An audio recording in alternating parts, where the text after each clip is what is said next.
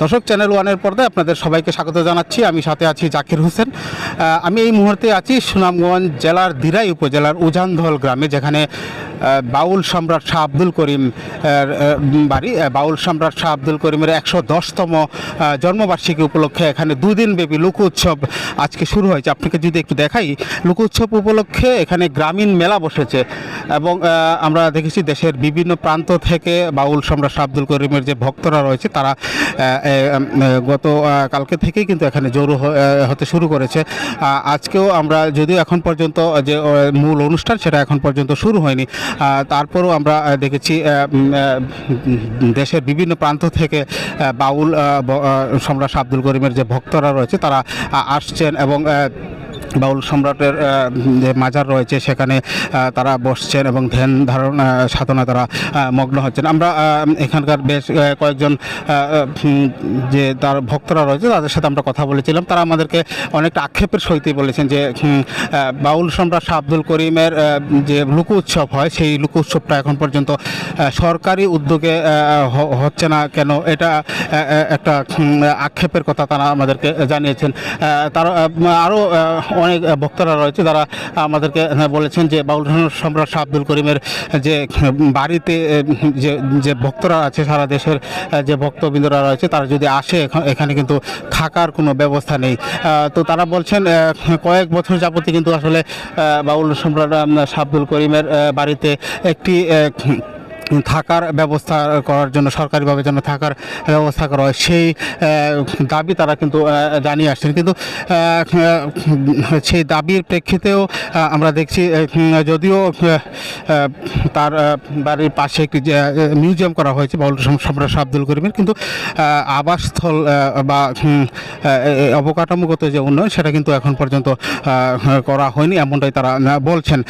বাউল আমরা এখন একটু চেষ্টা করব বাউল সম্রাট শাহ আব্দুল করিমের একমাত্র ছেলে শাহ নূর জালালের সাথে কথা বলার।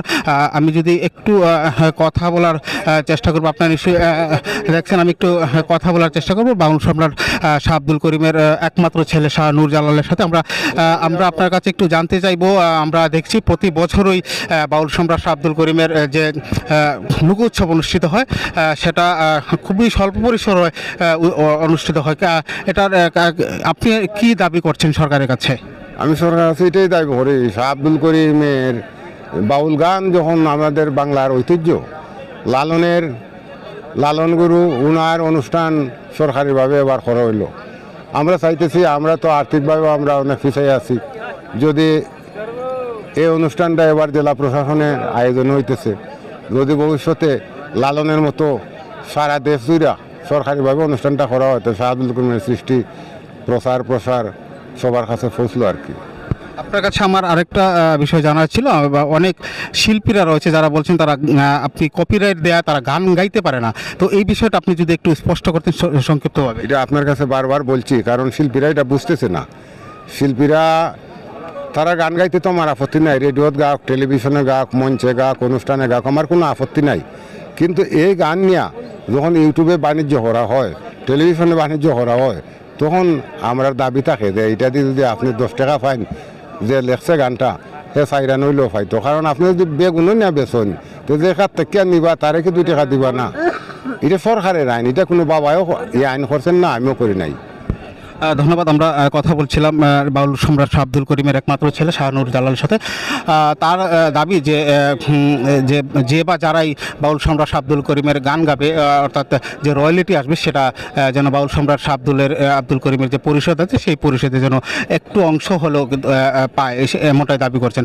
আর এছাড়াও বাউল সম্রাট শাহ আব্দুল করিমের গান অনেকে বিকৃত সুরে গাইছে, এমনটাও তার যে ভক্তরা রয়েছে তারা আমাদেরকে জানিয়েছেন। তো আজকে সারা রাত ব্যাপী বাউল গানের আসর হবে, আগামীকালকে রাত পর্যন্ত বাউল গানের আসর হবে। তো এখানে আমরা দেখেছি সারা দেশের তার যে বাউল করিমের যে ভক্তরা তারা ইতিমধ্যে এসে উপস্থিত হয়েছেন। তো এই ছিল সুনামগঞ্জ থেকে বাউল সম্রাট শাহ আব্দুল করিম লোক উৎসবের সর্বশেষ খবরাখবর।